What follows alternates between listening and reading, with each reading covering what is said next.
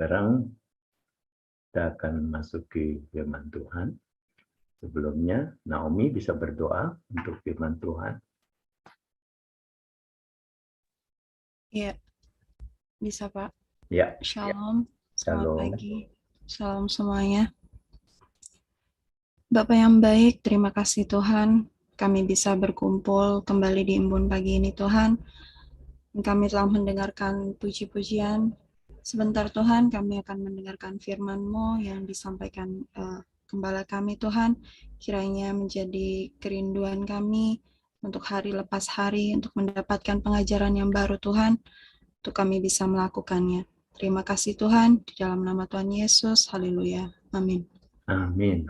Terima kasih Naomi. Bu Neliana membaca firman Tuhan dari Mazmur 120 ya. Bu Sarma 2 Tesalonika 2 1 sampai 17 kalau nggak salah ya. Habis. Silakan Bu Neliana. Baik, terima kasih Pak Hawe. Salam Pak Hawe. Shalom Bu. Salam Pastor Paul, Bu Ana. Salam Bapak Ibu semua yang hadir di live Zoom dan YouTube. Dan juga salam buat saudara kami yang akan nonton kembali siaran ini. Puji Tuhan, kembali kita membaca firman Tuhan dari kitab Mazmur 120 ayat 1 sampai 7. Demikian firman Tuhan. Nyanyian ziarah. Dalam kesesakanku aku berseru kepada Tuhan, dan Ia menjawab aku. Ya Tuhan, lepaskanlah aku daripada bibir dusta, daripada lidah penipu. Apakah yang diberikan kepadamu? Dan apakah yang ditambahkan kepadamu? Hai lidah penipu, panah-panah yang tajam dari pahlawan, dan bara kayu arar. Celakalah aku, karena harus tinggal sebagai orang asing di Meseh. Karena harus diam di antara kemah-kemah Kedar. Cukup lama aku tinggal bersama-sama dengan orang-orang yang membenci perdamaian. Aku ini suka perdamaian. Tetapi apabila aku berbicara, maka mereka menghendaki perang. Demikian pembacaan firman. Terima kasih Bu Neliana. Bu Sarma silakan Bu. 2 Tesalonika 2. Iya. Beginilah firman Tuhan. Tentang kedatangan Tuhan kita Yesus Kristus dan terhimpunnya kita dengan Dia, kami minta kepadamu, saudara-saudara, supaya kamu jangan lekas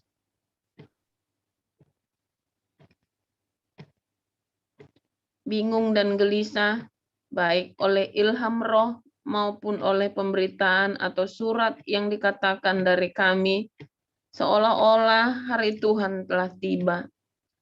Janganlah kamu memberi dirimu disesatkan orang dengan cara yang bagaimanapun juga. Sebab sebelum hari itu, haruslah datang dahulu murtad, dan haruslah dinyatakan dahulu manusia durhaka yang harus binasa, yaitu lawan yang meninggikan diri di atas segala yang disebut atau yang disembah sebagai Allah. Bahkan ia duduk di bait Allah dan mau menyatakan diri sebagai Allah. Tidakkah kamu ingat bahwa hal itu telah kerap kali kukatakan kepadamu ketika aku masih bersama-sama dengan kamu, dan sekarang kamu tahu apa yang menahan dia, sehingga ia baru akan menyatakan diri pada waktu yang telah ditentukan baginya. Karena secara rahasia kedurhakaan telah mulai bekerja, tetapi sekarang masih ada yang menahan. Kalau yang menahannya itu telah disingkirkan, pada waktu itulah si pendurhaka baru akan menyatakan dirinya, tetapi Tuhan Yesus akan membunuhnya dengan nafas mulutnya dan akan memusnahkannya kalau ia datang kembali. Kedatangan si pendurhaka itu adalah pekerjaan iblis dan akan disertai rupa-rupa perbuatan ajaib, tanda-tanda dan mujizat-mujizat palsu. dengan rupa-rupa tipu daya jahat terhadap orang-orang yang harus binasa, karena mereka tidak menerima dan mengasihi kebenaran yang dapat menyelamatkan mereka. Dan itulah sebabnya Allah menyatakan kesesatan atas mereka yang menyebabkan mereka percaya akan dusta, supaya dihukum semua orang yang tidak percaya akan kebenaran dan yang suka kejahatan. Akan tetapi kami harus selalu mengucap syukur kepada Allah karena kamu, saudara-saudara yang dikasihi Tuhan. Sebab Allah dari mulanya telah memilih kamu untuk diselamatkan dalam roh yang menguduskan kamu dan dalam kebenaran yang kamu percayai. Untuk itulah Ia telah memanggil kamu oleh Injil yang kami beritakan, sehingga kamu boleh memperoleh kemuliaan Yesus Kristus Tuhan kita. Sebab itu, berdirilah teguh dan berpeganglah pada ajaran-ajaran yang kamu terima dari kami, baik secara lisan maupun secara tertulis. Dan Ia, Tuhan kita Yesus Kristus dan Allah Bapa kita, yang dalam kasih karunia-Nya telah mengasihi kita, dan yang telah menganugerahkan penghiburan abadi dan pengharapan baik kepada kita, kiranya menghibur dan menguatkan hatimu dalam pekerjaan dan perkataan yang baik. Demikian. Terima kasih Bu Nerliana dan Bu Sarma. Kita akan mendapatkan pencerahan dari Pastor Paul. Silakan Pak. Haleluya, luar biasa. Shalom semuanya, firman Tuhan selalu baru setiap pagi apabila kita terus menanti-nantikannya di dalam kasih, ya, di dalam cinta yang sempurna. Nah, di dalam cinta yang sempurna ini, ya, mengandung ketekunan, saudara. Kemarin kita sudah belajar, ya, bahwa pertama ada logos. Logos itu bersama dengan cinta. Cinta itu harus diuji. Kalau nggak diuji namanya bukan cinta. Kalau nggak setia namanya nafsu, ya, bukan cuma seks nafsu itu, ya, bukan cuma seks, ya, termasuk nafsu ingin memiliki barang, nafsu, ya, itu namanya cinta, ya, nafsu ingin dendam itu juga nafsu, ya, kayak suka nafsu itu, ya. Nah, harus diuji, saudara, ya kan, kesombongan, ego, kita pun tiap-tiap hari dimurnikan, saudara, ya. Kemudian setelah diuji terus dalam kesetiaan, baru kemudian kita menemukan rema, saudara. Baru rema itu tinggal tetap dan memberikan terang bagi jalan kita. Ya. Nah, saudara, ada roh dusta. Nah, kalau Anda tahu roh dusta, ya, itu salah satu penghalang kita menemukan cinta yang sejati, saudara. Roh dusta ini adalah ilusi agama. Dulu kita pernah belajar salah satunya, ya, ilusi dalam agama. Itu dusta, saudara.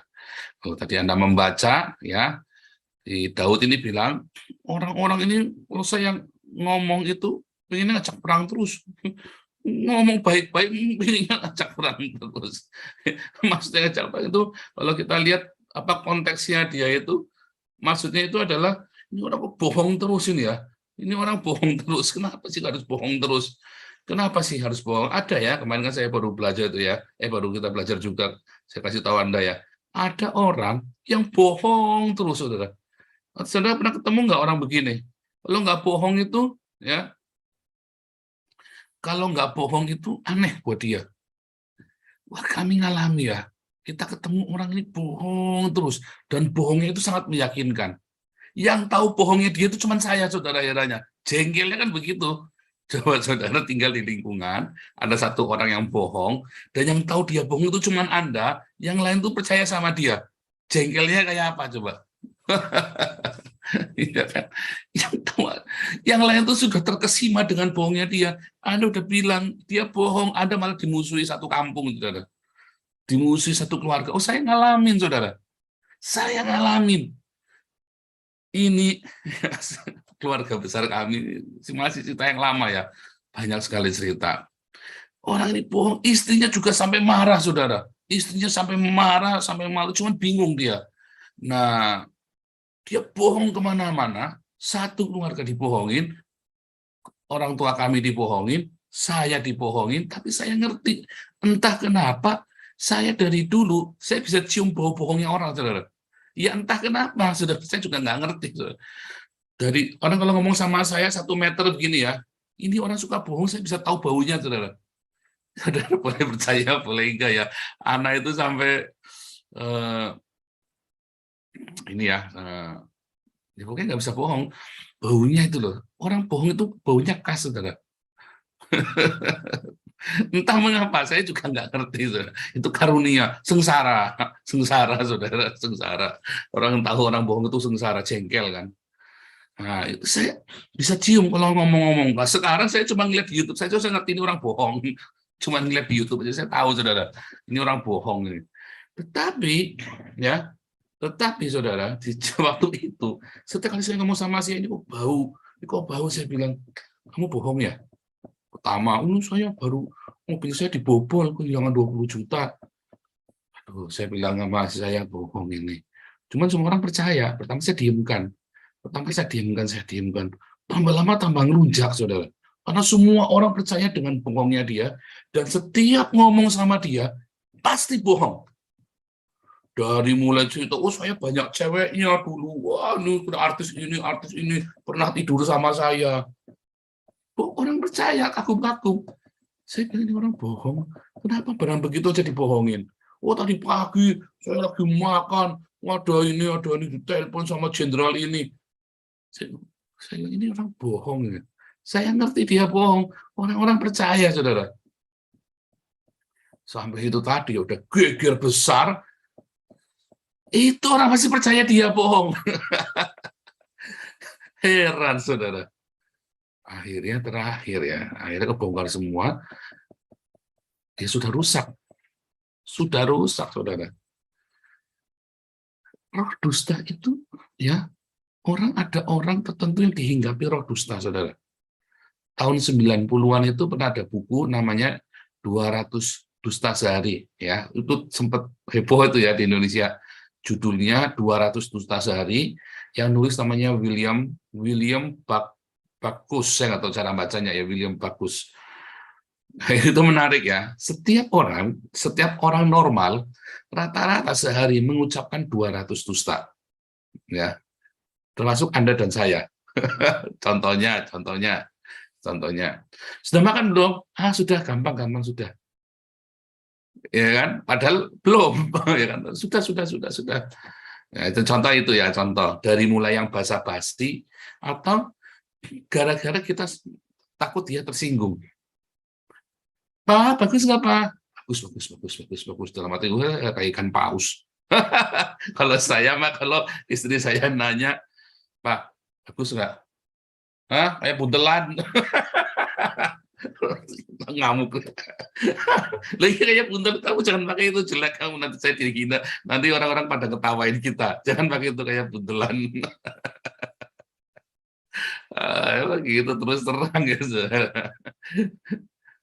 Setelah saya tahu baca buku itu, saya ini ya bertobat ya, nggak suka basa-basi. Itu aja masih kadang-kadang sungkan ya kalau ketemu orang baru ya. Cuman kalau ketemu orang baru, saya bilang waduh, ya, saya mendingan nggak komentar, saudara, kalau ketemu orang baru daripada saya bohong. Terus iya ya, orang-orang kadang-kadang sama saya bilang, kamu nih suka bikin orang kecil hati. Loh bukan, aku itu kalau bilang bagus. Aku kalau muji itu pasti tulus. Ya maaf kata ini ya, saya kalau jadi salesman pun, saya nggak akan bohong, saudara. Tetapi saya tidak akan katakan yang sebenarnya. Tapi saya nggak akan bohong. Makanya orang sama saya, kamu bohong, mana saya bohong, saya ada bilang begini. Saya tidak pernah bohong. Orang kalau ngecek saya orang itu sama saya kalau lagi jualan, senang, saudara. Kalau bagus, saya bilang bagus soalnya. Nah, kalau ini bilang barang jelek, saya nggak akan bilang jelek. Tapi saya bilang, pokoknya kalau rusak, begitu rusak, kamu ganti langsung baru.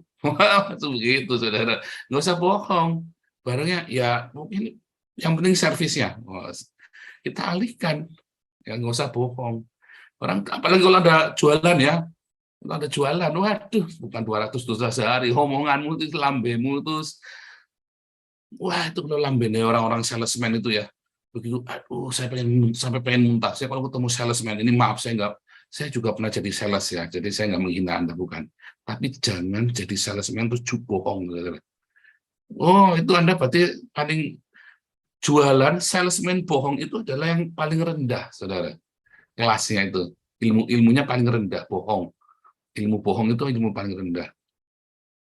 Ilmu yang paling hebat itu kalau Anda jujur, bagus bilang bagus, barang itu apa adanya, tetapi Anda bisa bujuk orang itu akan setia sama Anda. Anda jual apa saja, maaf kata jual upil pun laku, saudara. Wah, saya ngalamin itu, makanya saya kalau jualan itu jago, saudara. Ya, jago. Saya juga jago marketing, saya juga jago sales. Nyalesin itu langsung head to head gitu ya. Nah, nyalesin. Kalau marketing itu strateginya, merancang gitu ya. Perang psikologi di pasar. Nah, itu sih. Nah, tetapi saudara, ya, bohong itu bisa menjadi roh di dalam hidupmu. Nah, ini maaf kata ya, ini maaf. Orang-orang sales yang biasa hidup nyales dengan bohong, dia mengucapkan bohong itu udah. Dia sendiri percaya dengan kebohongannya dia, saudara. Dia sendiri percaya dengan kebohongannya dia. Semakin piawai ini sales dan caranya adalah dengan cara bohong, ya bahkan dia sendiri bisa terhipnotis oleh bohongnya dia sendiri. Itu namanya, ada ilmunya ya, hipnosis in selling. Itu bahaya ya saudara ya. Dan orang-orang ini menyebalkan. Kalau saya nggak bisa dibohongin gitu ya. Kalau orang jualan sama saya nyales-nyales gitu, saya nggak bisa dibohongin. Karena saya begitu cium baunya saja udah pengen muntah, saudara. Cium bau mulutnya udah pengen muntah. Ngasem ini bikin saya sengsara. Sengsara, deket-deket orang suka dusta itu sengsara saya, saudara. Wah, itu saya bisa sampai malam nyium baunya itu bisa sampai ke bawah tidur itu, saudara. Makanya saya kalau suka bohong itu saya marah sekali ya. Saya marah sekali. Terusik gitu loh. Padahal dia nggak bohongin saya juga nggak rugi apa-apa. Dia bohong pun saya nggak rugi. Cuman saya terusik, saudara. Nah, suami istri juga begitu, saudara. Biasa bohong, dia ada roh dusta dalam hidupnya dia. Karena dia terbiasa dengan dusta, dia nggak bisa ngerti mana yang benar. Dia sendiri nggak ngerti, saudara. Mana yang benar, mana yang enggak. Tapi sudah lahir baru loh. Saya curiga dia belum lahir baru, saudara. Kalaupun dia sudah lahir baru, ya dia nggak mungkin bisa metanoia. Karena dia dalam hidupnya dalam ilusi. Jadi saya sepakat di dalam pemikiran saya, dia pasti nggak bisa lahir baru. Dia pasti belum lahir baru, bukan nggak bisa ya. Dan tidak bisa metanoia. Nah, dia belum lahir baru dan tidak akan pernah bisa metanoia selama dia belum bertobat dari rohnya itu. Ya, orang-orang ini ngajak perang terus, saudara. Wah, waktu pacaran, wah indah semua. Gampang manggilnya ai ya, cinta gitu kan. Gampang gampang ai ya, gitu kan. Saya gampang sayang. Wah, semua gampang, jalan-jalan. Wah, saya ini punya showroom ini, tak saru di sana saya punya ini. Orang percaya dia juga bajunya keren, apa segala macam. Tapi kita cukup sederhana saja. Mana-mana ya kita naik kendaraan umum. Wah, global warming. Ya, asmara, ya, tai kucing rasanya udah coklat, saudara, ya kan. Cuman di Indonesia aja itu kalau lagi cinta tai kucing rasa coklat. Begitu sudah kawin, waduh, tai kucingnya rasa broklat, saudara. Mencret semua, saudara, pusing, cerai. Kamu bohong. Loh, saya bilang, saya begini, dari dulu begini, apanya yang bohong? Dia nggak ngerti kalau dia bohong. Dia nggak sadar dia bohong. Dia pikir, yang orang ngomong gini udah biasa.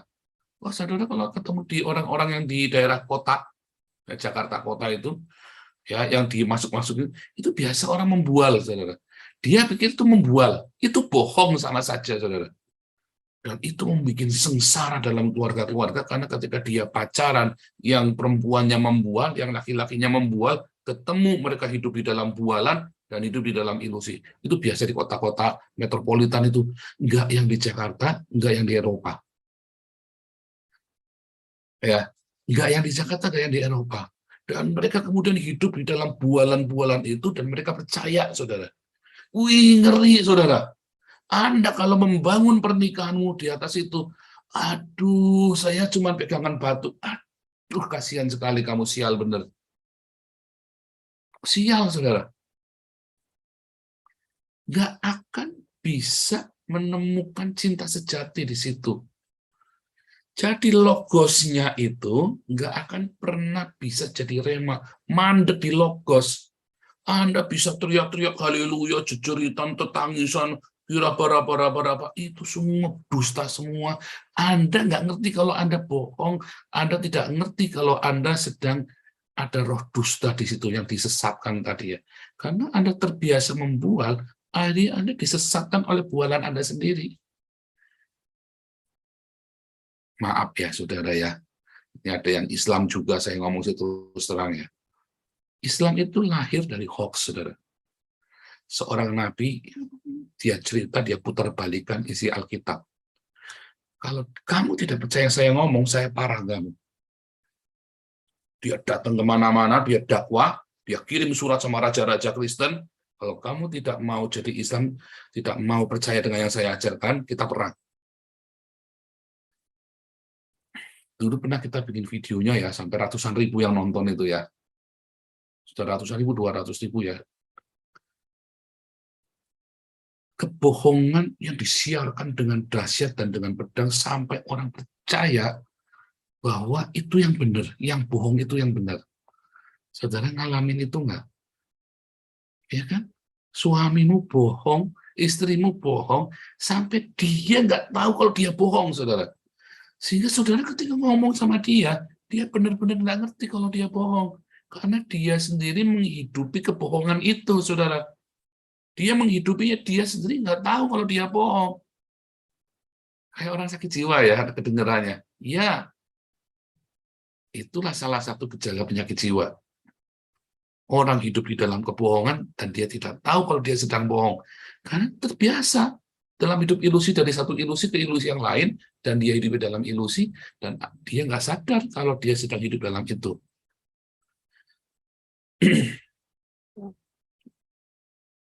Maka itu ada ini ya, Tuhan Yesus berkata tentang aletheia. Karena di zaman itu, ingat ya di Yohanes 2 ya, ada Yohanes 1 yang kemarin kita baca, ada seorang namanya Nathanael. Lihatlah, inilah orang Israel sejati, tidak ada kepalsuan di dalamnya. Itu bukan cuma zaman hari ini yang tren bohong itu, saudara. Dari zaman Daud itu sudah ada roh dusta itu. Ini di Ciong cerdik dan tulus, jin keluarnya. Iya, saudara.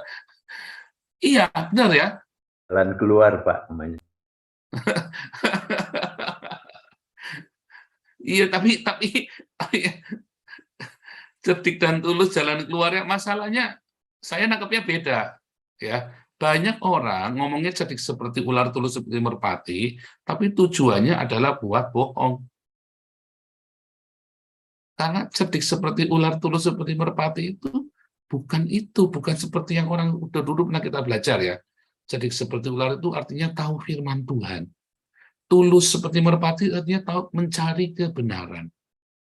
Nah, tapi orang mengartikan cerdik seperti ular, tulus seperti merpati ini ya, selalu cerdik seperti ular itu artinya kita boleh bohong putih. Yang penting seperti merpati demi kebaikan. Ya kan? Saat ini kan pendeta-pendeta kan mengajarkannya seperti itu, saudara. Bohong untuk kebaikan, cerdik seperti ular, tulus seperti merpati. Akhirnya kita, ya itu tadi, yang tadi saya pahami tadi, keluarnya jin, saudara. Rohnya roh jin. Nah, bagaimana kita solusinya? Ya tadi, aletheia.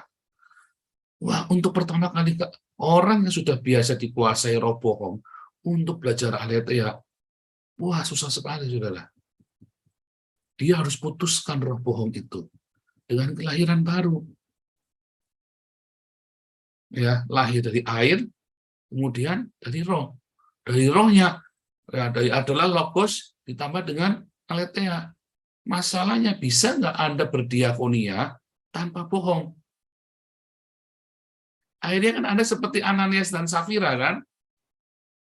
Ini sudah saya kasihkan semuanya nih lah, buat apa coba bohong coba? Anda pikir ya, ini orang barangnya barang dia, tanahnya punya dia, ya kan, si Ananias Safira dalam Kisah Rasul 5 itu ya, dijual, kan uangnya punya dia kan, mau dijual mau enggak kan urusan dia kan.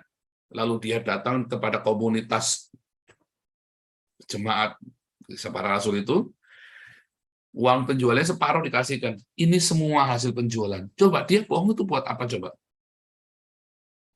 Kan nggak usah bohong sebenarnya, ini separuh aja tak kasih ya, yang separuh buat kami hidup. Nggak apa-apa kan kalau dia ngomong separuh kan? Tapi kenapa dia harus ngomong semuanya coba?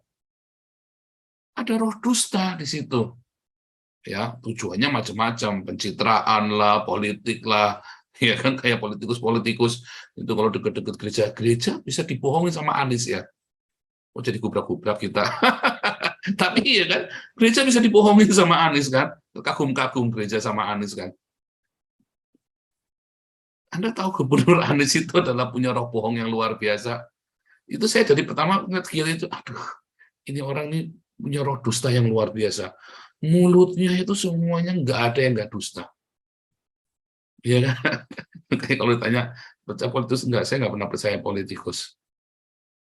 Apalagi pendeta yang jadi politikus. Waduh, serem, saudara. Pendeta kalau sudah merangkap politikus, serem, saudara. Ya. Nah, Anda harus lahir baru, saudara. Patahkannya dengan lahir baru. Lalu Anda pertama, ya, kenapa Anda harus bohong? Di situ nanti Anda belajar. Duduk diam dulu. Karena setiap menit, setiap kalimat pasti ada bohongnya orang ini. Ya, ya ada yang enggak. Maksud saya lagi cerita yang sudah parah ini ya. Karena itu ada di sekeliling kita. Mungkin ada Anda sendiri kan ngalamin mungkin. Setiap kalimat ngomong pasti ada bohongnya, heran. Oh, kita ngalamin saudara di pengurus-pengurus ya ini. Setiap ngomong ada bohongnya. Kenapa sih kudu bohong ya? Biasa saja, nggak usah bohong. Kenapa sih? Kenapa setiap ngomong ada bohongnya? Setiap kalimat pasti ada selipan kata bohongnya. Jadi kalau dia siapkan sehari itu ada 2000 kalimat, ya 2000 bohong dia. Bukan cuma 200, ini udah ekstrim ini ya. Setiap kalimat dari mulutnya dia pasti ada bohongnya. Sehingga Anda kan sering dengan uang, saya sudah tidak percaya dengan kamu lagi.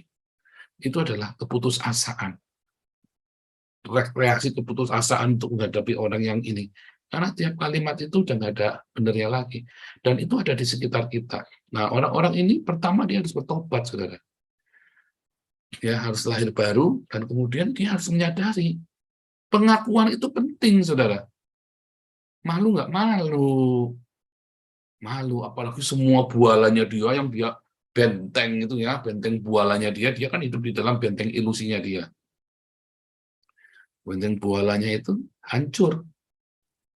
Terus dia telanjang kelihatan, dia ini orang susah kere, gagap, bodoh, dan seterusnya, semua kekurangan-kekurangan yang dia miliki. Nah, terus kita cari akarnya kan. Makanya konseling di dalam gereja itu sebenarnya bagus ya. Sayang banyak yang ngawur, oh kita tengking saja, nanti dulu. Nggak perlu ditengking. Ya, kita cuma tanya ngomong, kenapa sih kamu bohong? Iya, karena dulu saya miskin sekali. Misalnya, saya dulu miskin sekali tapi nggak suka ini ya. Saya dulu pada juga miskin juga tapi pede banget saya dulu ya. Jadi ya sempat SD pun saya begitu, saudara. Kalau membual, wah lucu ya. Saya waktu kecil, teman-teman lagi cerita nonton punya DVD player. Zaman itu kan DVD player kan keren kan, DVD player. Saya membual, saya punya 5 di rumah. Coba, orang punya 5 DVD player buat apa coba? Saya juga lagi bingung, kenapa saya dulu membuat punya 5 DVD player ya? Buat apa coba? Karena saya kepengen punya, tapi nggak punya. Tapi benar ya, saya SMP, orang tua saya pernah bikin rental video itu ya. Benar-benar di rumah saya punya 10 DVD player, karena buat ngerekamin itu loh. Jadi kalau kita beli 1 master, kita rekam bikin 20 kan? Karena kalau DVD player kan begitu kan, rentalan kan?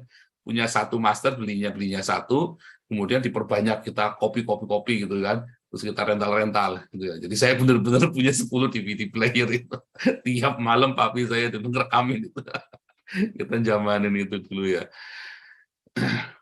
Tetapi akarnya apa dulu? Minder bisa. Tapi akarnya apa? Takut. Biasanya anak-anak yang selalu ditekan sama orang tuanya, ya, Akhirnya dia bohong, saudara. Dan itu jadi hidup, kebiasaan. Hanya Anda jangan galak-galak kalau sama anak itu, jangan dikit-dikit ditempel, ditampok, saudara. Jangan. Anak itu akhirnya jadi takut. Jangan ditekan. Waduh, terus setiap hari. Lama-lama anak ini bohong. Loh, istri juga sama suami. Suami takut istri atau istri yang takut sama suami, ketakutannya amat sangat. Anda tekan terus, lama-lama dia bohong. Tadinya enggak. Itu juga akar, saudara. Anda kudu ngerti. Anda yang jadi pasangan, saya kan selalu bilang, nah kemarin saya bilang ya, lingkungan kita itu adalah respon dari kita, saudara. Kayak orang pingpong, kalau kita mainnya keras, orang main squat juga ya, kalau mainnya keras, ya dia baliknya keras. Begitu kita telat, ya dia baliknya pelan. Itu reaksi pokoknya sama kita. Nah, ada di grupnya kita ini kan orang atos-atos kan. Ya itu reaksi dari saya, saudara. Reaksi dari saya. Nah, saya sendiri pun harus terus berbenah ya kan. Kita semua sampai nanti kita mati, kita terus harus berubah dan kita harus sadar reaksi-reaksi apa yang terjadi. Nah, orang sering bohong sama kita, itu reaksi-reaksi dari kita juga. Reaksi dari orang yang dekat dengan kita, maksudnya ya. Jadi kalau Anda suami istri, istrimu suka bohong atau suamimu suka bohong, bisa itu bawaan dari kecil, tetapi bisa juga itu setelah Anda menikah, dia baru bohong. Karena Anda terlalu glamor sehingga dia takut, atau Anda terlalu keras sehingga dia takut, atau Anda terlalu terlalu ceroboh, kita nggak ngerti, saudara. Dan kemudian dia reaksinya adalah selalu bohongin. Ya kan, kalau Anda selodeh, kan suami kan bohongin terus. Pak, udah gajian belum? Iya, gajinya cuma seginian. Kenapa? Anda selodeh. Gajinya berapa, habis berapa. Ya, ada yang suami istri balapan ngabisin duit, saudara. Akhirnya suaminya atau istrinya bijak. Punya uang simpen, dia diem. Marah kan, kita tahu kan, kenapa kamu bohong? Wah, kita curiga, ini kamu pasti punya selingkuhan, punya ini, punya ini. Kan kita curiganya jadi macam-macam kan, karena dia bohong kan. Orang bohong ini jadi nggak baik aja ujungnya. Nah, itu adalah reaksi dari kita sendiri. Kebohongan-kebohongan itu. Ya, padahal begitu dia bohong, nggak tambah benar, tambah ruwet kan kitanya kan kalau kita tahu kita dibohongin. Tapi Anda harus belajar reaksi, kenapa ya anak ini suka bohong? Kenapa istriku suka bohong? Kenapa ya suamiku suka bohong? Kan kalau orang bohong itu kan kayak orang mau ngajak berantem. Kamu bilang baik-baik saja, gampang. Kenapa sih kamu kudu bohong? Ngajak ribut tadi ya. Baik-baik pagi-pagi udah bohong. Ngajak ribut. Kan susah kan, saudara. Ngajak perang terus tiap hari. Nah, itu reaksi-reaksi kita. Jadi kita sendiri pun harus hati-hati. Ya kan, jangan-jangan dia bohong gara-gara kita. Ya, nah, tapi kita juga nggak usah menyalahkan diri sendiri. Komunikasi, saudara. Ya, dalam komunikasi itu penting. Ini belum masuk ke dalam ya masalah seks ya, suami istri. Oh, ada lagi, saudara. Wah, itu lebih menderita lagi. Makanya orang kalau konseling suami istri ke saya hati-hati sekali, saudara. Karena ada banyak sejuta kebohongan di sana. Ya, mengapa? Wow, suaminya marah, kenapa dia bohong gini? Maaf ya, saudara, rata-rata karena terlalu keras, saudara. Sehingga anak, istri, atau suami itu bohong. Rata-rata. Saya nggak lagi nyalain, nggak lagi menuduh Anda, ya, begitu ya. Tetapi itu rata-rata. Saya berkali-kali temu, karena kamu terlalu keras. Responnya dia, suatu ketika ini anak, saya anak teman saya ya, anak sahabat saya, bilang, dimarahin sama papanya, karena ada bikin salah gitu loh. Terus dia ngomong, ini udah beres, Pak. Udah beres, Pak. Udah. Terus saya bilang sama dia, ini belum beres. Wah, dia ngamuk kan. Dicek, belum beres beneran, saudara. Belum beres kerjaan itu. Wah, dia telepon anak ini, mau dimaki-maki sama dia. Saya bilang, bro, stop. Makin kamu maki-maki, dia akan makin bohong sama kamu. Sampai tua dia akan jadi penipu. Masa sih yang harus disiplin? Nggak bisa. Nggak bisa, bro. Nggak bisa. Dia takut. Kamu yang salah. Karena sahabat saya melakukan terus terang, kamu yang salah. Jangan kerasin dia. Tapi nanti kalau saya biarkan nanti dia sampai. Enggak, belum tentu. Mungkin kalau kamu terima kesalahan dia malah akan bisa lebih daripada yang kamu kira.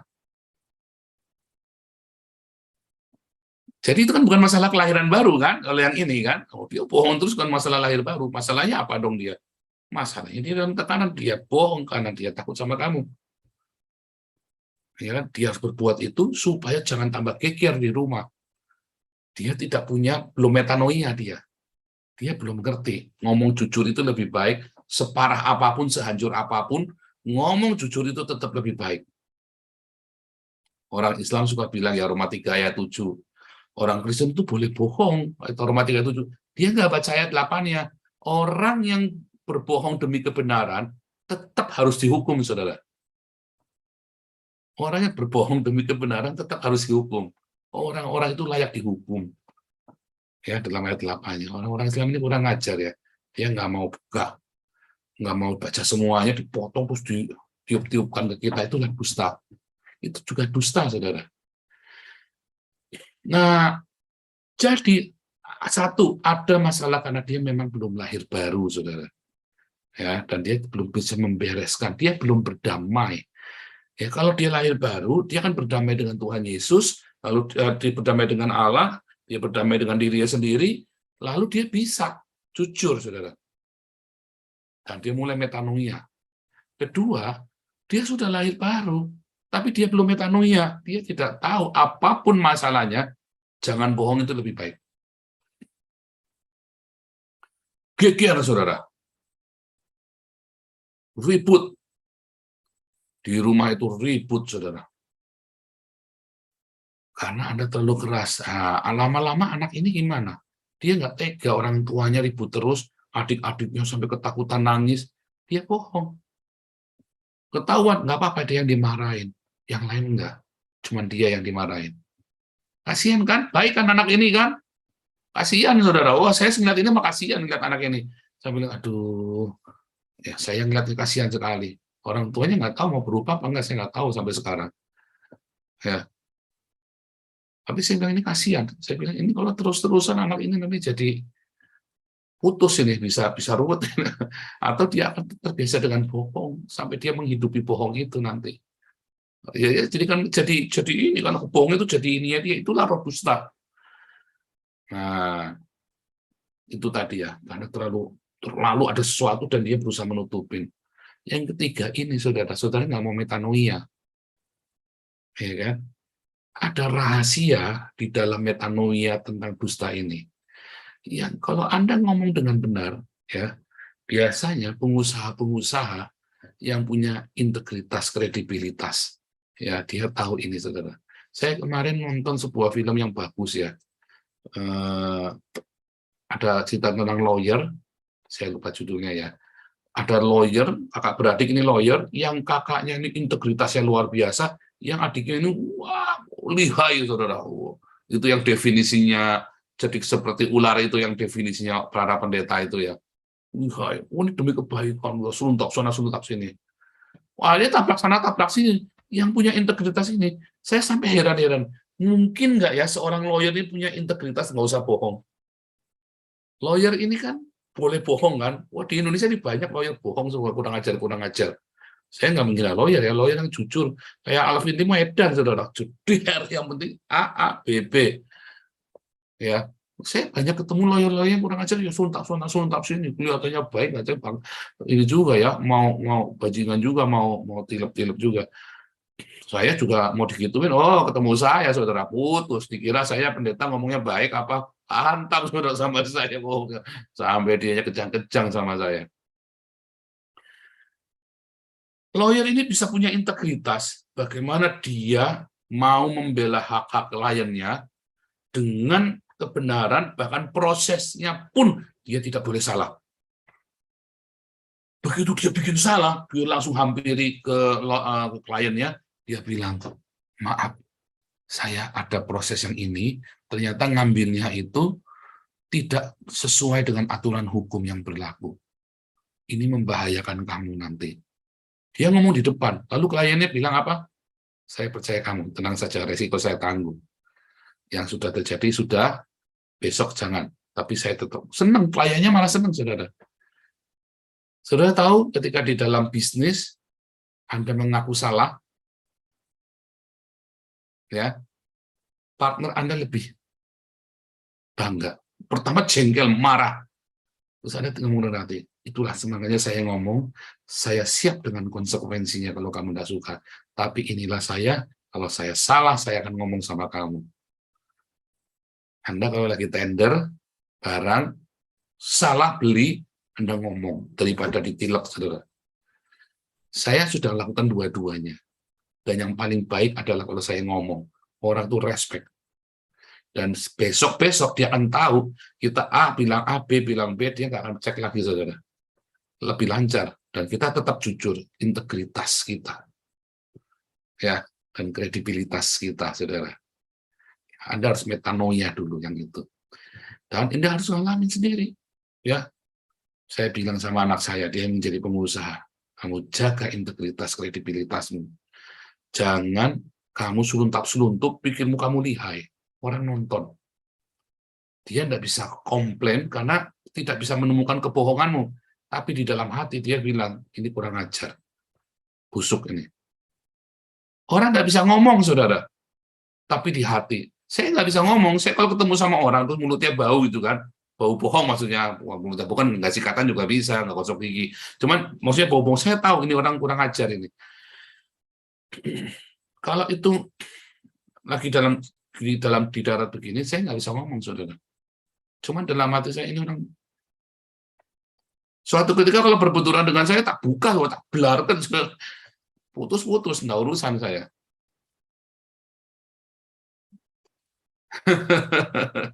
Integritas itu, saudara. Orang menilai di hati, saudara. Anda nggak bisa, sekalipun Anda bisa bertingkah dan menutupi semua itu, orang itu ada sense, apalagi sesama pebisnis, dia tahu Anda jujur apa enggak, saudara. Anda mungkin nggak bisa dibuktikan Anda bohong dan dia tidak bisa membuktikan, tetapi dia ngerti, dia lagi dikerjain. Tapi kalau Anda terbiasa hidupmu dengan integritas dan kredibilitas, baunya kamu beda, saudara. Nggak cuma saya ya yang bisa mencium bau kebohongan, banyak, saudara. Ada orang-orang, saya susah menggambarkannya kecuali Anda ngerti saya ya. Memang dia bisa mencium bau kebohongan. Ya, nggak cuma saya, banyak, saudara. Orang kayak saya itu banyak ya yang bisa mencium baunya busuk bohong, dia ngerti. Entah kenapa dia ngerti pokoknya. Kalau saya itu dengan cara bau mulut, ya kalau ngomong-ngomong 2 meter gitu ya, 2 meter loh ngomong itu, saya bisa, baunya kok busuk banget sih. Saya ngerti, saudara. Apalagi kalau sudah duduk bareng begitu, aduh, saya sengsara sekali ya, pokoknya ada. 3 hal itu, saudara ya. Karena belum lahir baru, ya kan. Kedua, karena dia ditekan oleh lingkungannya, oleh orang yang dia cintai, ya kan. Yang ketiga, dia belum metanoia. Nah, renungan buat kita nih ya. Nah, benar sih, lawyer itu nggak boleh bohong, saudara. Kalau lawyer yang bohong, itu dia nggak punya integritas. Sekalipun dia berhak membela klien dengan cara dia dalam hukum undang-undang pidana Indonesia, ya terdakwa itu boleh bohong. Tapi saya kasih tahu Anda ya, kalau Anda memang salah, akui Anda salah, ya Tuhan akan bela Anda. Berat ya, benar, apalagi kalau Anda lagi benar-benar masalahnya berat. Anda lolos dari hukuman manusia, Anda tidak akan lolos dari hukuman Tuhan, saudara. Bingung ya kalau yang masalah hukum. Paling kalau kasusnya Sambo, wah, itu sejuta bohong semua ya, lawyer-lawyernya, dari lawyernya Brigadir J, lawyernya, terus dua-duanya itu udah bohong semua, saudara. Percaya saya. Makanya saya teriak keras sekali kemarin ya. Tapi kita nggak mau cerita Sambo, ini bukan harinya kubrak-kubrak ya. Kita mau supaya kita sendiri, bagaimana dengan Anda, dengan saya, mau next level nggak? Metanoia, integritas, kredibilitas. Di situ Anda akan ditempa, ya, supaya hidupmu itu aletheia, tidak ada kepalsuan di dalamnya. Oh, orang-orang seperti ini emas, saudara. Saudara kalau ketemu orang-orang yang punya kredibilitas dan integritas seperti ini, ketemu partner seperti ini, jangan lepaskan, saudara. Ya, itu lebih dari kecantikan. Anda kalau punya lagi pacaran ketemu orang yang punya kredibilitas dan integritas, jangan lepaskan, saudara. Jangan lepaskan. Bahkan ketika Anda sendiri pun lagi minus, Anda belajar integritas dan kredibilitas dari dia. Tapi dia aja yang kasihan, ampet sama saudara. Next level ya. Tuhan Yesus memberkati. Silakan Pak.